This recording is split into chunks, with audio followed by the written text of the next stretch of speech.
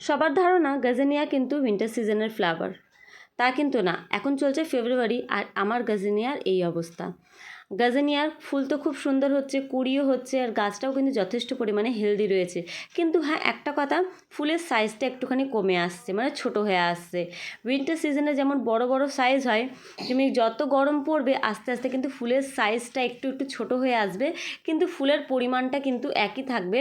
দেখতে পাচ্ছ কত পরিমাণে কুড়ি বেরোচ্ছে, নিচে দেখো অনেক ছোট ছোট কুড়ি আসছে।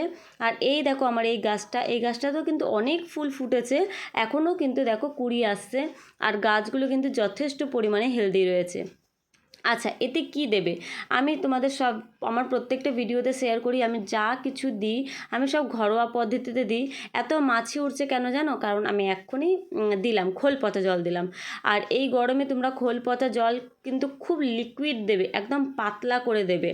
5-6 দিন খোলটাকে পচিয়ে নিয়ে একদম ভালো করে অন্য জলের সাথে মিশিয়ে পাতলা করে এটা 10 থেকে 15 দিন পর পর তোমরা দিতে পারো। আর নর্মাল জল দেবে। দিনের মধ্যে 3-4 ঘন্টা একে রোদ খাইয়ে যদি পারো একটুখানি ছাওয়ার মধ্যে রাখার চেষ্টা করো, এতে গাছটা ভালোভাবে আরও দিন টিকবে। আর এই যে এই গাজেনিয়াটা, যেটা আমি নার্সারি থেকে আমি কিন্তু কিনিনি, এটা আপনি আপ হয়েছে, হয়তো কোনো রকমের বীজ পড়েছে বা কিছু। এতেও কিন্তু দেখো খুব সুন্দরভাবে কুড়ি আসছে, যেটা জানি না কী কালার হবে, কিন্তু মনে তো হচ্ছে পিঙ্ক কালার, কারণ ওপরের হালকা হালকা না পিঙ্ক পিঙ্ক লাগছে।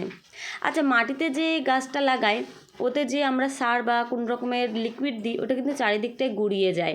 এর জন্য আমি যে কটা আমার মাটিতে গাছ লাগানো আছে প্রত্যেক কটা কিন্তু আমি গুঁড়াটা এইভাবে খুঁড়ে নিই, যাতে আমি যা লিকুইড বা ফার্টিলাইজার বা সার যাই দিই না কেন ওটা গড়িয়ে অন্য দিকে চলে যায় না, একই জায়গায় থাকে। আর গাছটাতে কিন্তু সেই পরিমাণটা ঠিক গাছ চুষে নেয়। আজকের মতন ভিডিওটা এই অবধি, আবার দেখা হচ্ছে সামনের কোনো ভিডিওতে। সবাই ভালো থেকো, সুস্থ থেকো, টাটা।